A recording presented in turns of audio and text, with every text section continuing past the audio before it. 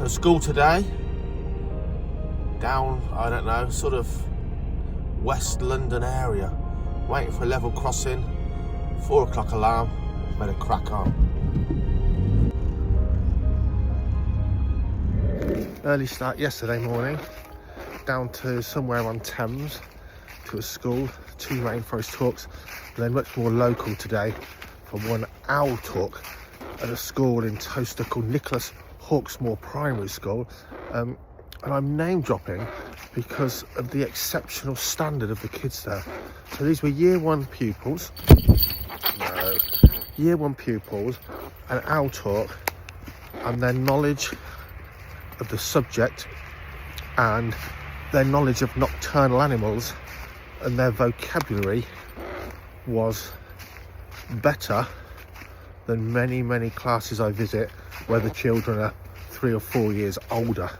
So a shout out to the teachers in year 1 at Nicholas Hawksmoor Primary School in Towcester, because what a fabulous, well behaved, great attention span, but kids that have only just started the topic, yet the stuff they know and the way they could articulate to me, absolutely 10 out of 10. So that was lovely. And then what have we done since? Well, popped home to see Jackie. She's gone back to work after our lovely Spanish sojourn. Back to work on late shift today as a nurse. And this little guy, Henry, if you watched my other channel, Falconry, you may remember him. He was a subject of a set of how to train a Harrishook videos. Well, he's had a rest now through late summer and autumn, and he's molted into his adult Harrishook plumage, and now he's back out of his aviary and it's time to start work. The only thing is, Henry's got a little bit podgy and he's not had any sort of one-to-one contact now for those few months, so we're just getting him back used to the outside world. We're getting him used to dogs, which he's not really that used to. No Harrishook likes dogs, but they generally will come to accept them as some kind of annoying presence. And that horrible noise is there, that rah, that's his warning sound to the pack of Harrishooks, because they do fly communally, unlike most birds of prey, or they can do, hunt in a pack. That's their warning of, look out, there's a coyote around. They see dogs as just as they see coyotes in the Arizona desert, let's say. And we just get him out. We're just reacclimating him, acclimatising him and remanning him to the human world again outside of his aviary. You can see his head twitching, he's baiting or trying to fly away on occasion when something's making him a bit nervous. But within a few more days, little Henry will be airborne again, not being carried through the woods, but following us from tree to tree. And then if we raise our glove, down he'll come. And that's his job, is to work for me in school halls, to fly inside a school hall without any fear or worries, and to fly at Icarus Falconry as an experienced day bird, flying to you as a guest maybe, and so on and so forth. But for that, the bird needs to be mentally in the right place. Fear or nerves like this, he's not going to perform. Just like you, he's going to have his mind on worries. We need to reacclimatise him to our world until he realises in a few days, that's all background noise, let's crack on with the job. So hard frost. Watch the last video on the vlog, it was a travel vlog. It was us visiting falconry friends and family in Spain. Weird, your brain swapping into Spanish because they don't really speak much English, and I do mean that. Now my Spanish isn't good, but after 2 days I was actually, without trying to, thinking in Spanish. How weird is that? Because my brain had adjusted, because Jackie and I with our friends speak Spanish to each other, so we don't seem rude babbling on in another language.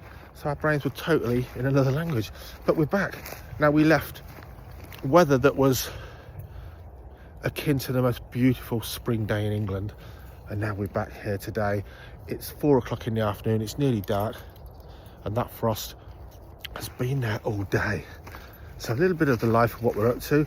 Remember, the vlogs are getting better. Now, I have forgotten again, and this is something I've really got to really sort out this year, to plug the wind muffler and the microphone in.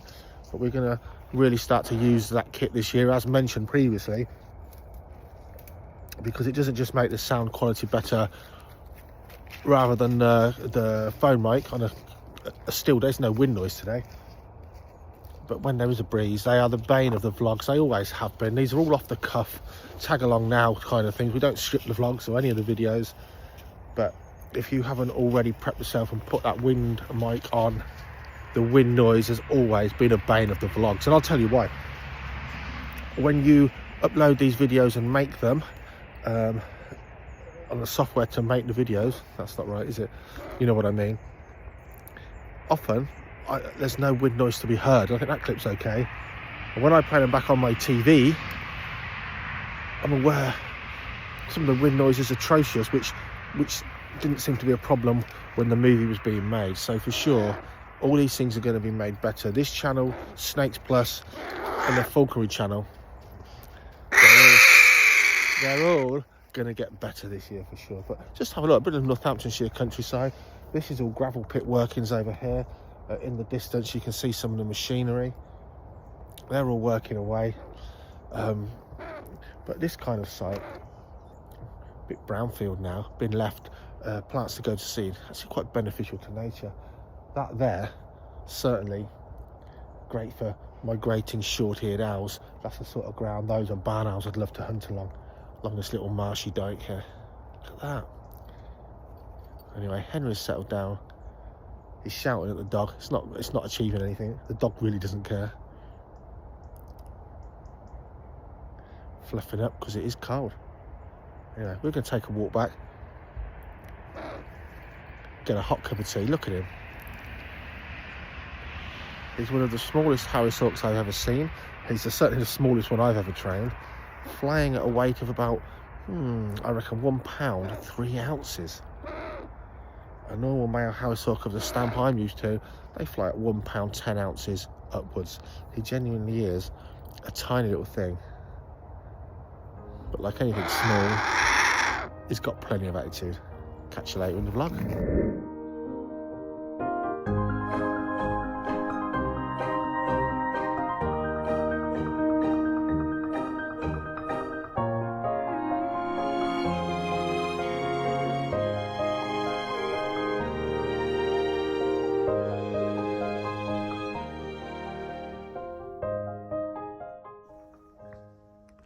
-6 last night.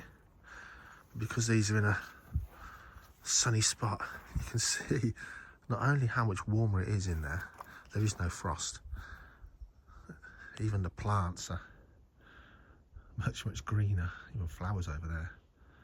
Let's just hope everyone in there, deep down underground, are deep enough down to survive. So for all the people that breed things like grass snakes lay their eggs in compost heaps because the breakdown and the rotting of the vegetation keeps a steady temperature, artificially incubates the eggs. Those that read that and don't really know what they're on about or what the books mean or whatever, articles and so on, this is what it means. This hasn't been freshly turned. It's 1 degree now, it's about to turn minus because it's just setting sun. Look how there is no frost on top, and look at that steaming away. No frost on any of them. Seriously warm. And inside there, nice and warm. Draco. Yeah. The snake that you gave me. Thank you for it. Super. Yeah. What have you been doing today for Draco? Just cleaning out his aviary. His aviary? Is he a Harris hawk now? His Viv? Yeah. Right, go on then. Pop him back in his... You can see his new surroundings now that they've changed up. You're going to go and get his rat as well. There he goes. Straight over the top. Oh, he's so good, isn't he? He's lovely. That's it. All away. I bet he'll be out for an adventure soon though, so pop those rat pups out and he'll hunt them down.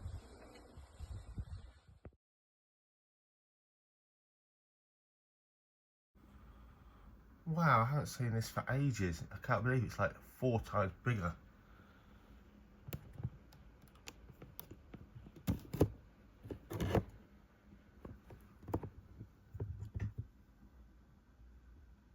Grown so much. Look at that. Martinique pink toe. Wow, I've had that. I bought 5 tiny pea-size, tiny slings. They all grew, but I'd say in the end, most of them perished at the size of a marble, except this one beauty. Wow, it's a proper tarantula size now. Still got growing to do though. That's fantastic. There he is. Very long tail. In fact, it's a shame that you can't see it, but he's exactly 3 feet long now. Hello.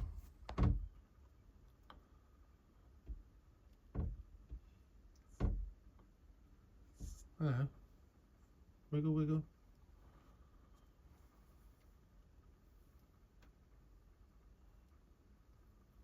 Whoa.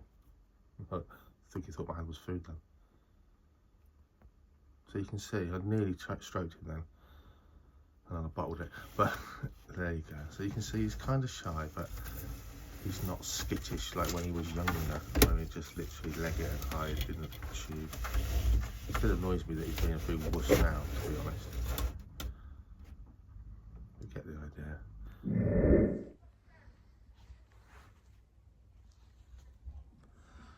As always, get your work area set up. We're going to have a semicircle of children in here. Being organised without any claptrap in your work area really helps when you're working with children. So all the claptrap, push it to one side for sure. And be organised and ready.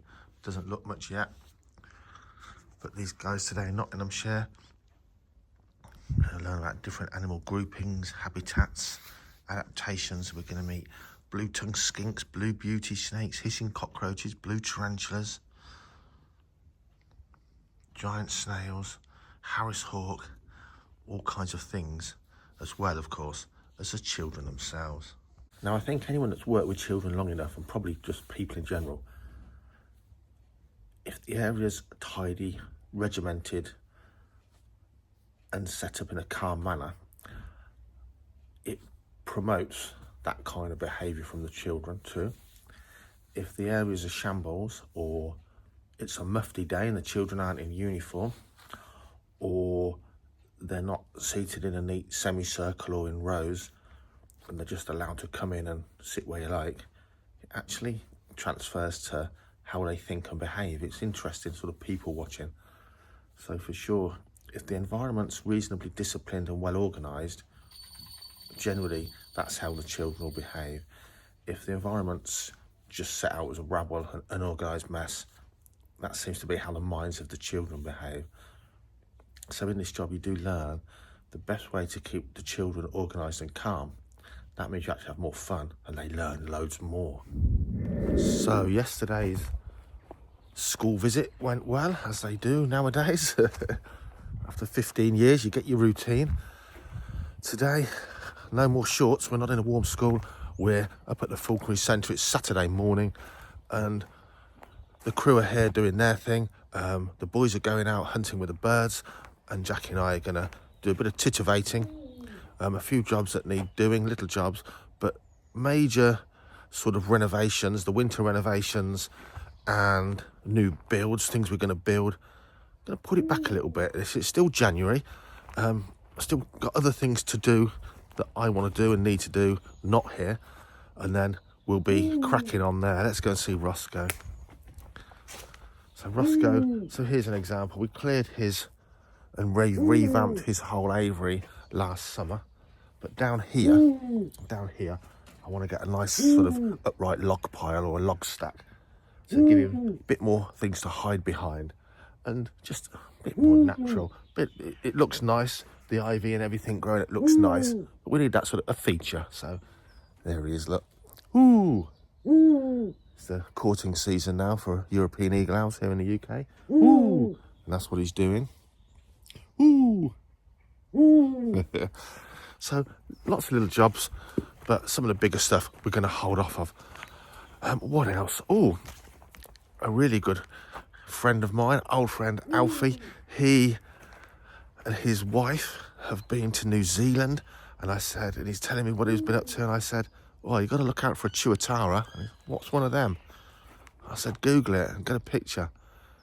Unbelievably, a couple of days later, he went, I can't believe it, we found one. So look at this. Something from the time of the dinosaurs. This is no lizard. This animal is seriously a prehistoric lineage of animals. A reptile that lives in very cold conditions and actually lives for an obscenely long length of time. What a cool thing. But I'll go and look around, check out what he's doing. I'll catch up with you soon. So one job, major build before Easter, is this gazebo gone, and we're going to build a proper wooden structure, the whole width and about 12, 14 foot wide. And that's where we do a lot of our talks in the summer, and it's also where our photographer groups can have lunch and that on a hot day or even a drizzly day, but we've got indoors for the drizzle. But it's nice to have a big bit of shade to eat your lunch and to do our reptile and wildlife talks. Something else, look at that, before she actually lays eggs for the year, because although they're infertile, she just go through her breeding cycle, and that's Luna.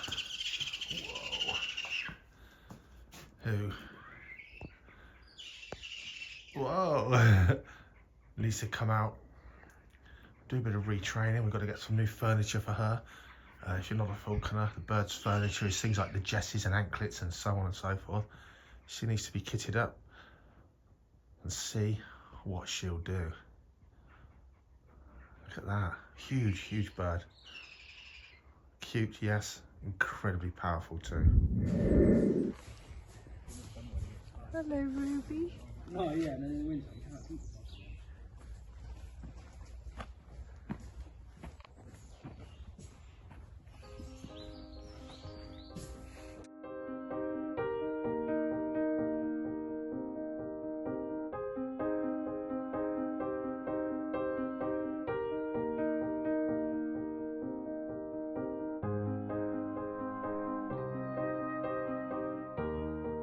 Right in front of you.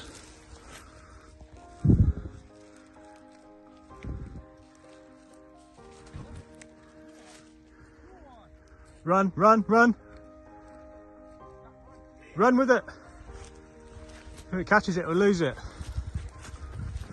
No, I'm standing inside the very basis of the new monitor lizard enclosure. That's going to be nice and big for him for now, but he'll outgrow it for sure in another few months or maybe a year or two. Now, I've always been a nature boy, but what people don't realise is, or not everyone, as a young lad, hot hatches, Volkswagen Siroccos, Mark 1 GTIs, I don't know, even Fiesta XR2s, used to love them. A mate, Dave Mynards, he taught me how to strip engines, so down to every single nut and bolt, quite happy. Used to change all the clutches and everything myself. Nowadays, since then, of course, fast bikes, same thing, wheel the spanners all myself. But nowadays, if my van's got something that needs doing, even just an oil change or some brake pads, it goes to the garage. I've got no interest, it's just, I need it back for work tomorrow, that kind of thing. Anyway, been to look at a car for the daughter-in-law. First I sort of looked around an old car, not an old car, it's a nice car, but a second-hand car for quite some time now. Sort of it all coming back to me, if you like. And I'm also picking up a little car. Now, it's not a midlife crisis sports car. It is a sports car. It's actually to help my son out, who kind of needed a cash injection and wasn't getting around to doing anything with it. So I'm going to be back on the spanners soon for fun, not necessity, but watch that space. But of course, all of this, all of the falconry, That's what I do. But it will be nice just to have a little tiny bit of time now and again to get the old brain working and doing some mechanics. See you soon. Uh-oh. Another year is here. Look at that. A couple of warm days and a bit of sunshine, and that's going to be a flurry of snowdrops. When you get this old, these things come round way too quickly.